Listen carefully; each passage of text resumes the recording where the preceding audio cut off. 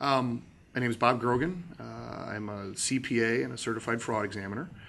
I'm the elected county auditor in DuPage County. Been elected there twice in a county of 1 million people. Why am I running? You know, I ask myself that question at 3 o'clock in the morning when I'm tossing and turning quite often. And really, you know, I guess it's a couple things. I mean, my pat answer is, you know, if qualified people don't run, lawyers do. But really, as I've been going around the state, you know, I've been in politics long enough. You know, I'm a funny accountant, right? I can actually give a speech, and I don't stare at your shoes when I talk to you. But as I've been going around the state, it's, you know, I just explain my qualifications and that I want to just focus on the actual job at hand. And people don't say, you know, good luck. They say, how can I help you? And if I didn't get that kind of warm response, I would have never stuck it out for, you know, this whole year of going through missing, you know, ball games with the kids and you know, weekends at home and all of that. You know, as I was going through and looking at the office and doing things and looking at the history, you know, I mean, I didn't realize, I'm too young, you know, Pat Quinn was a treasurer, and Alan Dixon and Adlai Stevenson and all these folks that really, it's kind of a way station. And for me, it's a vocation. And I think Illinois really needs people who focus on the job at hand. I think that I mean, obviously there's politics in everything, but you know, the first responsibility of an elected office is to do the work, to do it well. And this is my job. This is my resume. This is what I do. It's neither a consolation prize or a stepping stone. And you know, now that the dust settles and you know I have an opponent, you know, I explain to people that they have a choice between a practitioner and a politician. And so I just going around, I tell everybody I'm either going to be happy in March or spend the summer with my kids. So I want to focus actually on the job that's there, and hopefully I can do a good job. In DuPage, you know, I've had some success there. I took over about 5 years ago, and within 6 weeks of first taking office, I put the county's checkbook online, made it the first county in the state of Illinois to do that. Nobody asked me to do it. Nobody suggested it. There wasn't that pressure from the interest groups at that point. I just did it because I knew how. I didn't have to hire consultants or programmers. Since then, we've done some other innovations in transparency. You know, county government is like state government. It's highly complex. It's Byzantine. It's siloed. I think they actually make things complicated to keep out the riffraff. And so what I've developed there is we have what's called the Transparency Portal. Now it's being emulated, I know, in other parts of the state, where you take all the different disparate parts, financial information for the most part, from all the different parts of the county, whether it's the clerk's office or the state's attorney's office, and you put it all on one easy-to-find page. Like with transparency, one of the things that I've learned is you can put up everything, and it's an obfuscation. You have to put it up there in a way that people can find it and understand it. That's the real secret to doing it well. And that just takes an eye of someone who actually, you know, understands how these pieces all fit together. Since I've been there, I've also had 3 people convicted, you know, that through my efforts there at the county. And, you know, that doesn't promise future success in doing things, but it's just, you know, when you're doing your job. Convicted of what kind of stuff? Different things. I had an employee convicted from stealing from actually a welfare recipient. I mean, it's a longer story, but An employee of yours? Employee of the county. Because Okay. as the county auditor, you are the internal auditor of the county, right? I explain to people I don't audit regular people, just the crooks that work for government. And so one of the instances was an employee of the community services department. They had a welfare recipient. He was in I think it's the MFP program, the Money Follows the Person, which is a program where they give you stuff, or they buy you, whether it's furniture or clothing or whatever, to get you to the next sort of higher level of care. And so he was getting a step up out of like a nursing home, and so they had bought him a number of things to get him into sort of an assisted living apartment. The gentleman passed away, and the person converted the dead man's stuff to personal use. And so we caught her, and she got convicted and, you know, lost her job and things. So it was that's just an example. But you know, as I said, I just want to focus on doing this job. I have no higher ambitions. I'm not making some sort of Sherman-esque statement, but I mean, this is my career, is doing, you know, accounting and treasurer kind of stuff. So here I am. So ask away.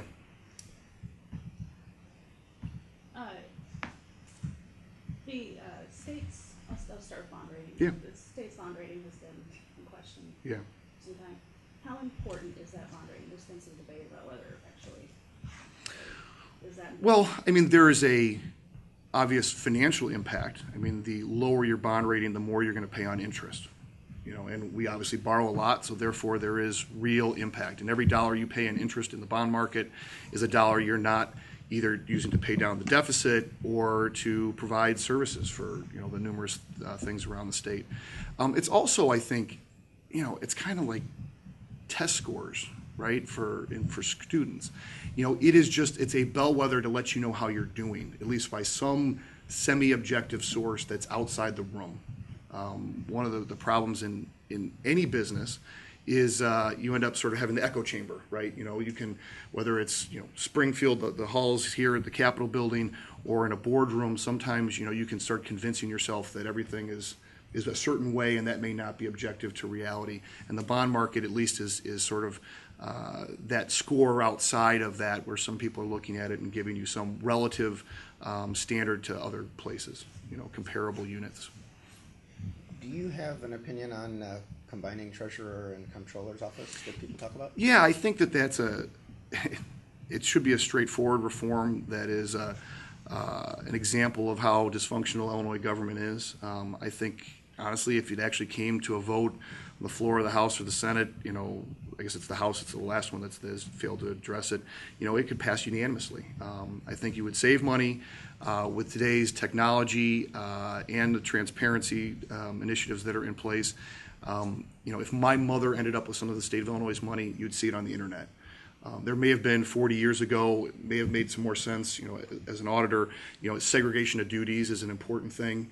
But we're big enough, we're robust enough, that we have enough, you know, technology and such that you can do this and not put any more risk to the state of Illinois. If you were treasurer, you would be put in charge of what is now called the iCash program? Yes. Is that the correct amount of staff, too much travel, or is it appropriate that, you know, a couple $1 million was spent to better market, and as Treasurer Rutherford told us before some other hard times hit, Yeah. you know, they're giving out more money by Yeah. a long shot, you know, Right. I don't know, $50 or $80 million Yeah. more this year than last. Yeah, so with iCash, one of the things that, and I can't tell you whether there's too much staff or not. I haven't been able to bore in on that, and, you know, and it's one of those things until you really get in there to roll up your sleeves. I mean, that's probably one of my first orders of coming in would be to look at, you know, all sorts of different lines of operation. But relative to iCash, personally, I think that the 10 to 12 week turnaround time to return people's money is probably, we should be able to improve on that. I think that, you know, you have to look at it. I mean, there are some concerns, obviously. You have to have accuracy. You don't want to return money that doesn't belong to someone. And you also have privacy issues that are paramount relative to that program. But I think that, you know, we should be looking at the operations and seeing if we can do better. Personally, if I would steer perhaps more of the marketing money back to the operations to take that down. I've heard complaints on the campaign trail of, you know, people, you know, struggling. You know, the money takes a long time to get to them. So that would be a difference of emphasis. I will, you know, Treasurer Rutherford has, from my understanding, really increased the amount of money that gets returned compared to his predecessor. Now the question is, if you lessen down the marketing program, would that sort of momentum still carry now that people are more familiar with it? Personally, I'd like, from a marketing standpoint, like to look at developing one of those little apps that you just download. You know, you're at the bus stop in Chicago and you're like, hey, you know, get your money back if you're missing it. You take a picture of that app or that little squiggly square, and you upload the app, and you can just look it up right there on your cell phone. I mean, and a lot of those things are fairly cheap, but that's something that I would be exploring. The road show concept of being at every county fair and such. Look, Illinois, we have financial problems or fiscal problems, right? And so we have big things we have to fix and small things. And honestly, you know, going to a state fair and county fairs and seeing Secretary of State's table and the Treasurer's table and a lieutenant governor's tent at the state fair. Personally, if I have to sacrifice some political name ID and share a table with somebody, that's fine with me. You're not going to have a tent at the state fair? Have you been to Springfield? I have been to Springfield, but I'll tell you, no, but I mean, I will say the lieutenant governor having a tent. I mean, I really question what the purpose of those dollars are. But the DuPage County Fair, having Jesse White's table and Dan Rutherford's table next to each other, both manned, doesn't make sense to me. I would think that we could share resources better. We could cross market. You cover here, I'll cover there. I mean, I know that some will say that that's naive, but I got to tell you, that's got to be the goal. And so on a marketing standpoint, I think that some of that might be inefficient, and so I'd be looking at that as well. It's a long answer to me. Are you saying the lieutenant governor's office should be eliminated too? Now, honestly, that issue is probably outside the scope of the treasurer's office, but from a personal standpoint, before you eliminate that, I would just whack the budget. I mean, why is whacking the budget harder than eliminating an office? What's her budget? 1.2 million, or She's got like 30 people. Yeah. That just seems excessive to me. So, I think that there's some interesting qualities that you don't put it to the Attorney General as the successor or the Speaker of the House or wherever the different ideas are. Those are the same family. That just look at saving. You want to save money? Whack the budget. So how many employees? Like 10? I have no idea. Okay. When your opponent, Mr. Cross, was sitting in that hot seat, It's not so hot yet. he seemed glad to know that his ad on the radio talks about all these things. I said it sounded like you're running for president or something, because he's going to have a team of people to look into stop corruption in government. Do you agree with him in goals or in the substance of how he said he would have a team of people within the treasurer's office to find corruption and root it out and perhaps go to court to balance the budget if they don't meet a balanced budget? Why don't you compare yourself to that? Sure. That for whatever reason, he's been able to advertise at this point. I will tell you, this issue of suing our other parts of government, only a career politician would think you could sue your way out of a fiscal crisis. I mean, I think that what you have to do is you have to demand that the people who are responsible for balancing the budget, the legislature and the governor, do their job, just like I, as potentially treasurer, want to do mine. The lawsuit thing is, to me, it's farcical on several levels.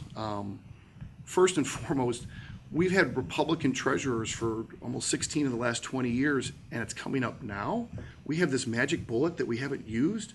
Well, I will tell you, I've talked to numerous attorneys, some of them, from formerly with the AG's office under a different administration, and they imply, and I'm not an attorney by choice, that it's black letter law that the treasurer doesn't get to walk into court and sue people, that the attorney general represents the state of Illinois, that if the treasurer, this is what it was explained to me, if the treasurer wants to walk into court, he or she has to get that person appointed a special deputy attorney general or something along those lines.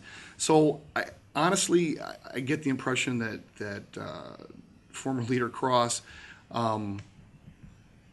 he had a playbook when he wanted to run for attorney general, and then he just basically changed the title on the cover page and decided to translate that into the treasurer's office. Just because you get elected treasurer does not make you a financial expert. The treasurer's office is not like some mail-in diploma factory out of the Caribbean. I mean, if Mr. Cross's financial opinions didn't resonate for the last 20 years, just because you get named treasurer doesn't make them make sense. Given all of that, his name has been across the state as this, No top pun intended. spokesman and leader for the House Republicans for a number of years. So I don't know. You can discuss fundraising here if you wish, because I think I don't know how much have you got. Not so much. I mean, under 100. Oh yeah. Under 100. Is that all you raised? On hand? Yeah. Yeah. Okay. I mean, my campaign, I'm playing chess and he's playing checkers. The big money person, I mean, money is great. I mean, for the state of Illinois, if we had more money, that would be great. But in primaries, Republican primaries in particular, the big money person doesn't always win. I mean, Brady got outspent by McKenna, I think like 6-1. Cox and Oberweis, I think, outspent Durkin 10-1. Gidwitz outspent everybody. These are people, that didn't end up emerging from, Republican primaries. There's a lot of, in the Republican talk radio, they talk about low information voters. And honestly, Republican primary voters, I don't think suffer from that as much. They know their issues, and they're going to know their candidates, and they have alternative methods outside of the mainstream media that they go and make choices, and it's not always gone to the highest bidder. I say this in a lot of my speeches. I've been a precinct committeeman for 16 years, and I haven't been walking precincts for all that time to think it goes to the highest bidder. It goes to the most qualified, and the hardest worker, often. I mean, there's always an element of chance, and obviously money comes into play, and you have to have enough resources, but not the most. It's interesting, Mr. Cross's campaign plan, if his sort of overarching philosophy of campaigns was so successful, we'd be referring to him as Speaker Cross. I mean, if we get into a bidding war with Mike Madigan and the Democrats, we lose that. I mean, we have to find a way of approaching people that's a little bit different. We have to leverage our strengths in other ways. But so back to to your money issue. He spent like $470,000 in the last 6 months, and I say that stat around. I'm a numbers guy. I say that stat around the state, and they go, on what? It's like I mean, you talked about an ad or something like that, and like. People haven't seen them up my way. That's radio, yeah. Yeah, I mean, they haven't heard those either. So, I'm a penny pincher, and honestly, from a campaign standpoint, he's a little more of a spendthrift, and, maybe that translates into the office as well. Do you have ideas, you were talking about transparency a little bit ago, Mm-hmm. do you have specific ideas for how you could increase transparency in the treasurer's office? Yeah, I've perused the Treasurer's website, for instance, and it kind of goes back to what I was saying before, that there's a lot of data, and how it all fits together and how to navigate it is a bit more awkward. I think it's very designed right now for people who are really steeped in government and in how this all works. I think we need to make it also available to the layman. I mean, I think that the average taxpayer, needs to be able to click in and be able to understand all those terms that are there. And there's a flood of different rates, and to understand the different rates, as to what those mean, is quite difficult. And so a lot of it, I haven't seen that there is data that's not there, but I will tell you that it should be more understandable. It'll make your job easier too. Yeah. One of the things the treasurer's offices have done, at least since Quinn, is linked deposits using state funds to put into local banks for loans for certain preferred programs. Have you investigated that? Do you think it's being done at the right amount? Do you have any ideas? If it's more or less, or in what areas? Yeah, I have. I've spent some time talking to folks around, and I think that it's probably underutilized. I would like to use those more closer to their fullest. Pardon me. I think that when Dan Rutherford came in, we were in the middle of a banking crisis, so it was a little bit of a different age 4 years ago or 3 years ago. But I think that's settled down, and I think that we should. They really don't add risk, at least as they're set up now, from my understanding of it. Other than maybe a lower interest rate to the state. Higher interest rate to the state. Those linked programs actually make more than the short-term bond stuff that we're buying. I mean, our portfolio's return is 0.05%. And how would you improve that as we Well, if we use those, for instance, and those linked deposits have a higher return than those because, I mean, we've got the truth is right. The Fed has its foot on the gas, and so bonds don't pay much. Every poor retiree knows that, and so I think that being able to utilize some of those programs with the safeguards and stuff that you would expect, they do increase the rate of return because at least the way that the interest rates are now. In any particular areas, agriculture or? I think all of them. I mean, obviously agriculture is important in the state of Illinois, as there's a business element to it. There's TDA and TDA2, which is not a linked deposit. Do you know what that stands for? I don't speak acronym very well, but everybody refers to it as TDA. They're not technically linked. What those are is those are, I think that they're through Northern Trust, and they're put into sort of more of a venture capital sort of funds. But those also are being underutilized. I think the maximum, they're capped at like 1% of our total portfolio. So I think if done right, we can do better by that. And obviously, you know, if we make more money on our interest we're earning, and a borrower can pay a subsidized lower rate than they would be on the market, investing in Illinois jobs, that's win-win. There's, you know, the bank's the one that's taking the default risk on the issue. They're doing the underwriting, and we're just funding it. So I think that, you know, to use those more to their fullest would be something I'd definitely be exploring. A political question. Sure. Just interestingly, and Yeah.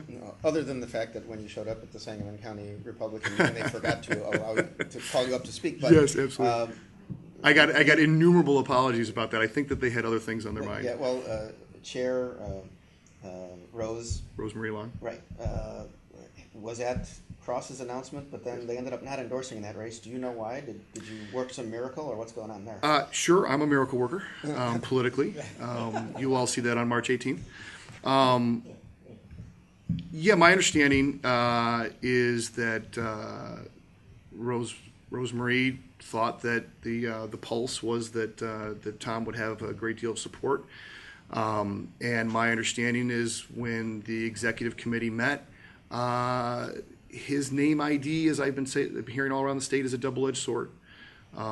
There were a fair number, a critical mass, obviously, of detractors to him and supporters of mine, that there was not even close to consensus to support him as the chairman originally thought.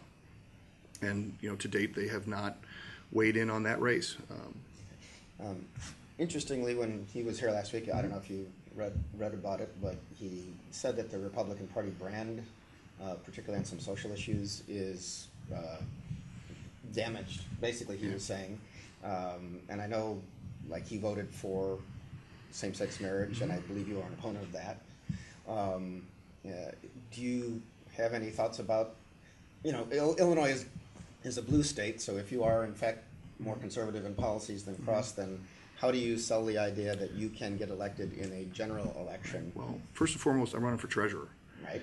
And what's fascinating is that I don't bring up these social issues, people in the media do, to me. I mean, literally, the majority of the press calls I get lead off with asking me about the marriage issue. And I always answer, my first response is, first I want it noted, you asked me, that you called me on this issue. I have not raised it. I have not put out a press release. I haven't, been posting on this or blogging on anything like that. I'm running for treasurer. I run on the fact that I'm a CPA and a certified fraud examiner. Am I living and breathing in the world? Yes. I am a Republican. I am proud as a Republican. I used to, as a younger person, I used to say I am three things. I am a Republican, a romantic, and a redhead, but not necessarily in that order. Well, you can talk to my wife. I can't speak to one of those things, and there's not much red hair left. But the Republican element is still alive and strong.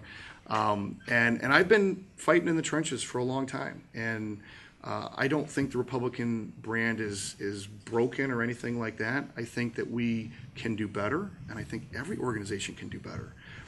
Obviously, we haven't won everything, so therefore, until you win everything, you can do better. On the social issues, if the shiny thing over here that the public sometimes falls for, if that is what reels the day in the treasurer's race, it isn't because of me. I've been out there. I've been to probably almost 50 counties now, and dozens and dozens of smaller township organizations. Spoken to hundreds and hundreds of groups, and I talk about safety, soundness, and return. I talk about qualifications for an office. I talk about being able to, and in the politics stuff, aside from the ideology things, where I will say we need to really improve is, and it's Tom Cross's model that's led us down this bad path, is it's not just about doing one more mailer and one more cable buy. We have to show up at the church picnic and the chamber meeting and the Rotary Club luncheon and talk to people. It's like we've adopted half of Madigan's model. Now Madigan, they do all that other stuff. They'll outspend you and everything else, but they also have people out there ringing doorbells and talking to people. I've seen them. They're trying to get beachheads into my neighborhoods out my way, and unfortunately, in some of the cases, Mr. Cross's model, they don't believe in that grassroots stuff. Well, that's my shtick. I am out there pounding the pavement, talking to people, asking them to, use my friend-to-friend cards and, do it to their Christmas card list. We are influencers, and we forget that, and we don't use that. I say often, and I do up in DuPage, so I've been a committeeman for 16 years. I was probably youngest guy in the room for 10. Now I do all the new committeeman training for all DuPage County. It's like 700 plus committeemen. I get up for 3 hours, explain to people how to do the old-fashioned stuff, knocking on doors and registering voters and doing all that. And one of the elements I explain to folks is Republican Party or candidates in particular get lost that they think being right is good enough. And it's not just about being right, or else, in my opinion, Mitt Romney would be president. A third of the people think the Republican Party is right, and a third of the people think the Democratic Party is right. And the middle third, their test is whether they want to have a beer with you or not. And I said this at the state fair, and I'll say it again. Unfortunately, we've sort of sometimes lost touch with Joe Sixpack, and at least from a perception standpoint, become the party of Joe Cognac. And we have to get back to talking to people across their threshold. And so that's what I emphasize. And I think that if we're going to have Republicans have more success, we have to dig in and get more local. Tom Cross said being an auditor is not necessarily the qualification for being treasurer. What would you say to that? Well, I use, I say it everywhere I go, and I'm yet to hear anybody dispute it, that if you were hiring a treasurer for your newspaper or for any other business, I would actually get an interview. My opponent would not. Neither of my opponents, the Democrat or the Republican opponent.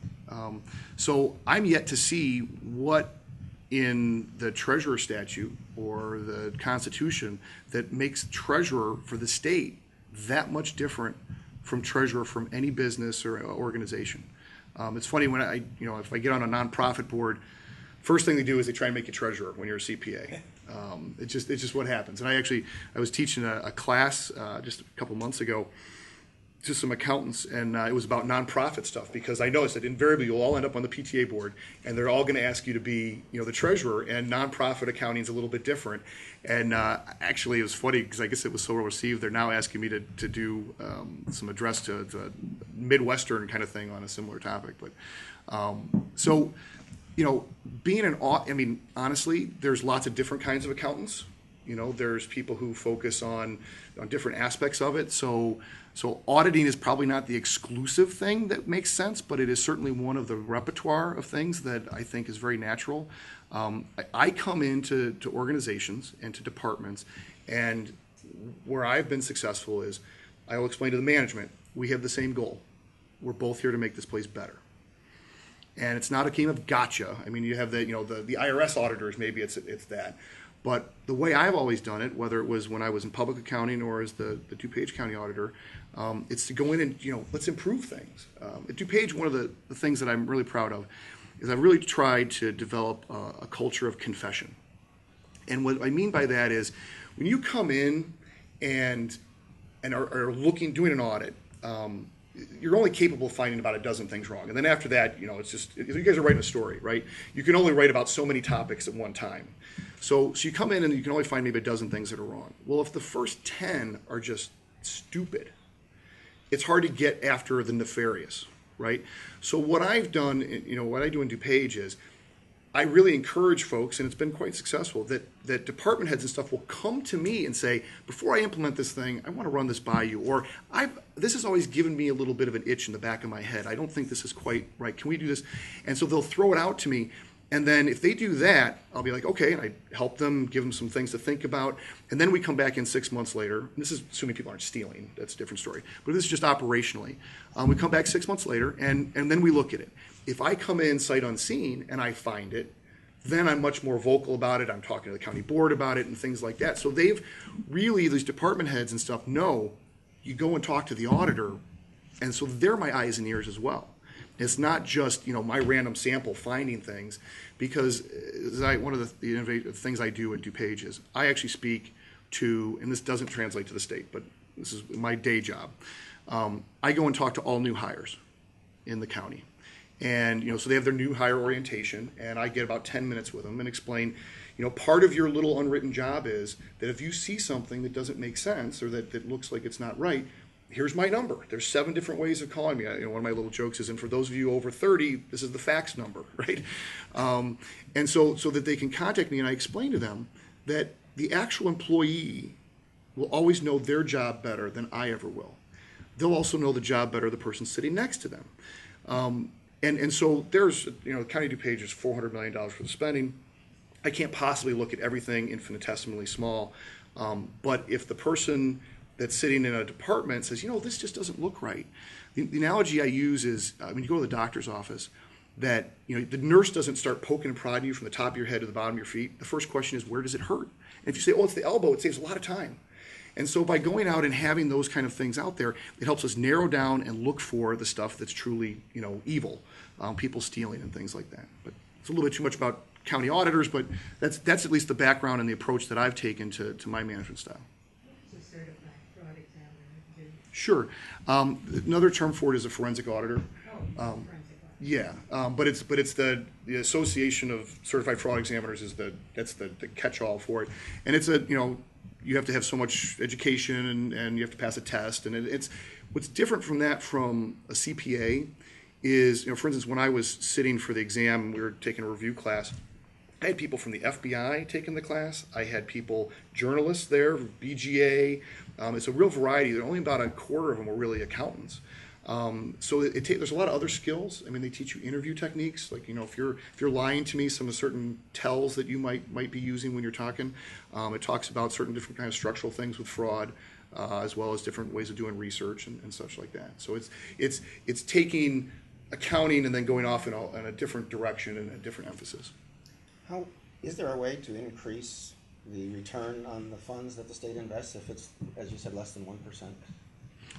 Less than 1/10 of 1%. Okay, well, is there any? Well, for instance, in that portfolio are those linked deposits as well as the TDA, the 2 TDA programs, and those should, historically have had better returns than that.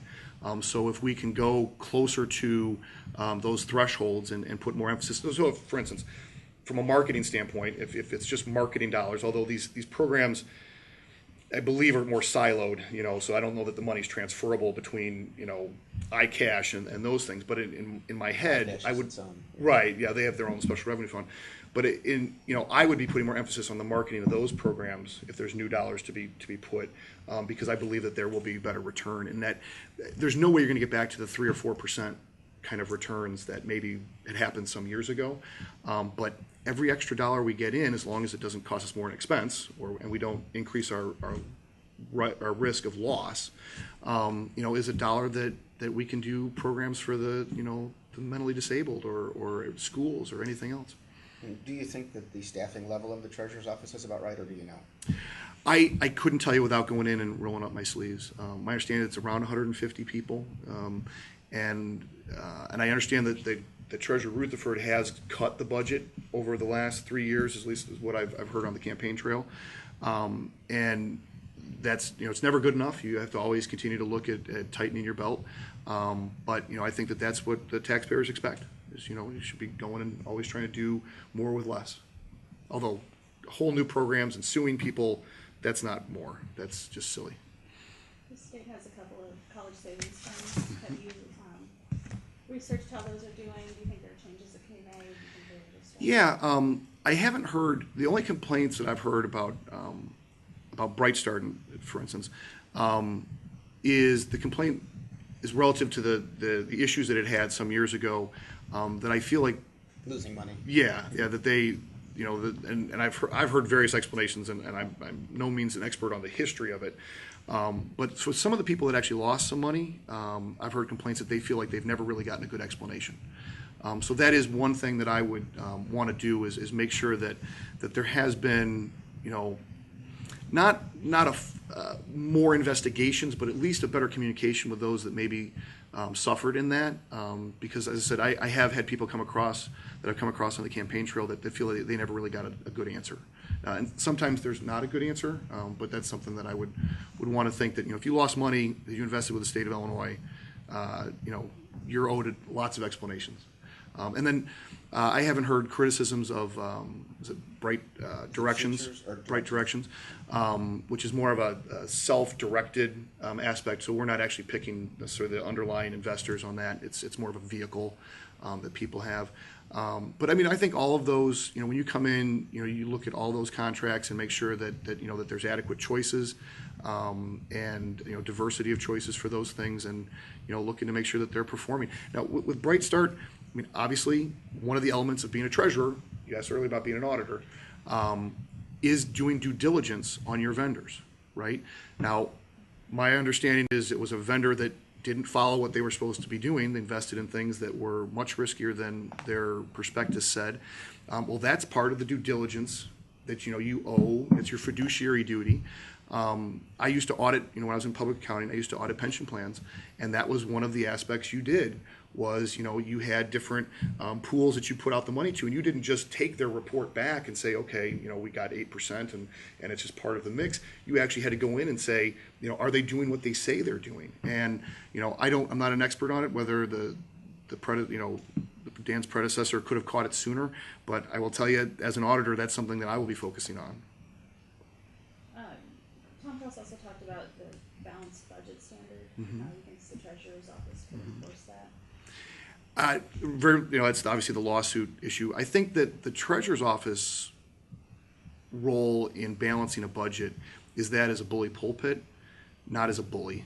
I mean, it's not that, it's not the treasurer's role to take people to court.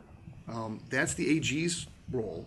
And I'll be honest with you, I spoke to a member of the House caucus who said to me, point blank, that the first time Speaker Madigan from the chair said, answered a question, is this a balanced budget? And he said no, that this member of the caucus went to former leader Cross, he was leader at the time, and said, we should think about suing to enforce that mechanism. And my understanding is, at the end of the day, this member got brushed off and nothing ever happened of it. Can you say who the member is? I cannot, I'm sorry to say, but you can do your own homework and try and track them down on that. That's easy.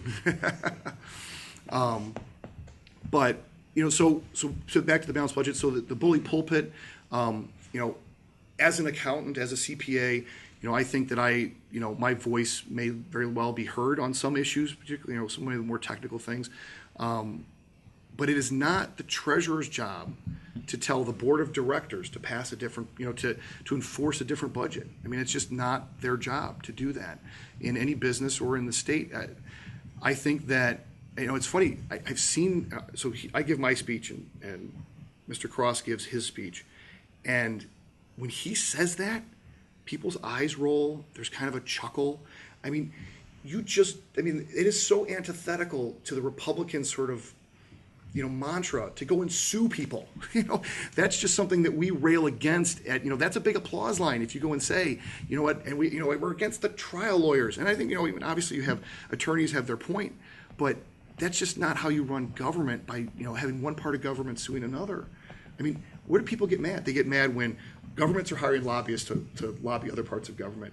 And they certainly also get mad at lawyers all profiting from this sort of stuff. I mean, it is not the role of the treasurer. So probably it's in the same vein, but that whole thing of the backlog of bills. Yes, sir. Well, and that is a big structural problem. We've gotten into this mess, in my opinion, by making 1,000 bad decisions, the General Assembly and the governor alike. And the only way to get out of it is to make 1,000 good ones. You have to do the small things and you have to do the big things. So the backlog of bills, there's no magic bullet to get rid of it.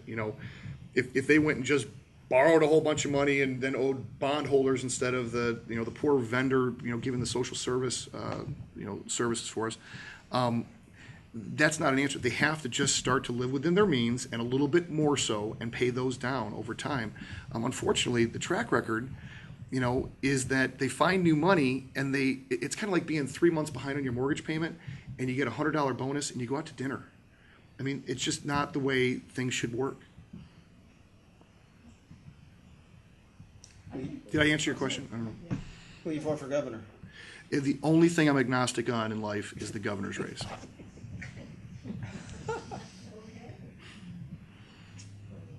People keep avoiding that question. Yeah. Well, and the political reality too is none of them will get 51%. And I'm in a two-man race, and I'm only running against the gentleman that I'm running against. I haven't endorsed in down ballot races either, and it's just you keep your nose clean, and it's amazing how many people's supporters on both sides of these things I resonate with, which is quite nice. And as soon as I pick a side,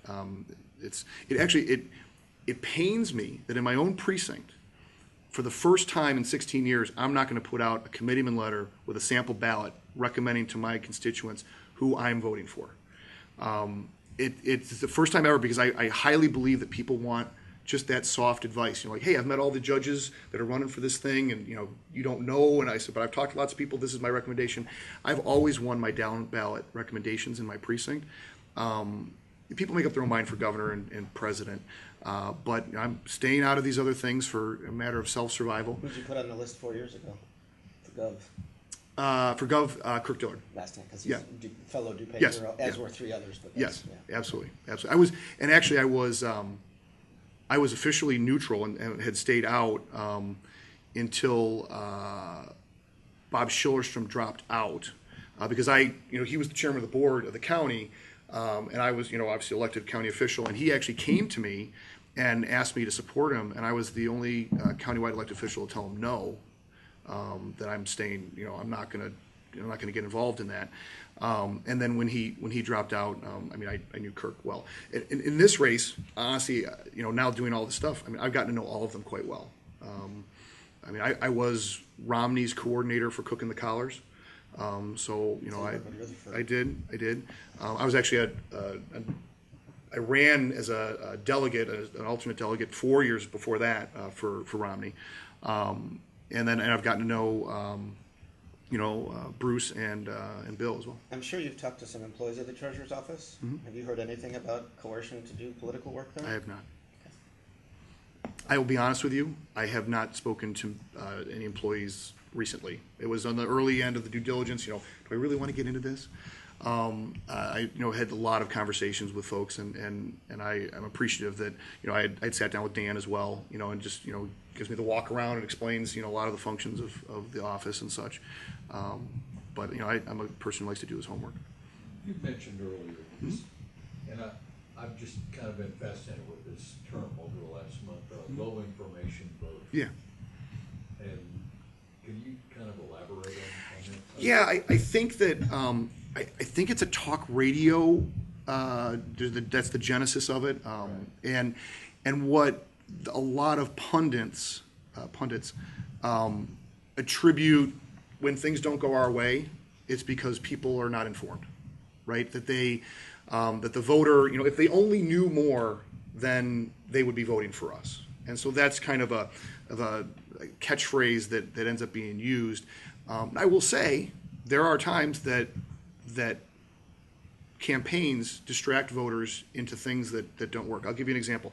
There was a state rep race up our way, and I believe the Madigan's crew put out 30 plus mailers against the Republican, most of them saying that the Republican was going to eliminate Medicare, which is nothing to do with state government whatsoever. So I guess the insinuation is that if the voter was paying a little bit more attention, that kind of ad would not be effective. But see, I think that sort of thinking that's a cop out. I think that we all could be better informed on every issue, right? But I think that the voters actually it's not a checklist. I mean, for party faithful, you're going down this thing, we're often pickier about our candidates than we are about our spouse, at least in the Republican Party. And if I was 21 years old and I'm designing, the perfect spouse, they'd have a trust fund and, they'd have the whole list, but I just fall in love, right? And voters to some extent do too, maybe not party activists, but the average voter does. And we have to realize that we have to give them that opportunity to actually like us. And that's something that we've gotten away from, is to actually Well, go. it's more than having a beer with them. Yeah, and if your next question is going to be, tell me something about you that I don't know. I've never had a beer in my life. Okay, so I've been a lifelong teetotaler, never had a hard alcohol, anything. But that's the symbology, the symbolism of it. You have to actually deal with people, and that's at least, if your quarterback doesn't have a good arm, you run the ball. Okay, I'm not the big fundraiser. It's not my thing. So I've been doing the grassroots thing, and it's been feeling very effective. Little inside baseball, when Representative Cross came to talk me out of the race, because he was going to be Attorney General, and then he was going to be Minority Leader, and then they said, we don't want you here anymore, and then he decides to be Treasurer. We sit down, and it was a table kind of like this, and I was here, and he was there, and it was some pleasantries were exchanged, and he finally got to the big, the gotcha point, which was, how are you going to raise the money? And I looked at him and I said, it's going to be easier for me to learn how to raise money than for you to learn how to be an accountant. And he just got up and left. And so that's just, actually, as he was hitting the door, I do believe my parting shot was, you'll have 50 lobbyists and I'll have 5,000 committeemen. And so that's my game, is, talk to people, he with the most friends wins. And, if that doesn't work, then I'll go back to doing my audits and spending more time with my kids.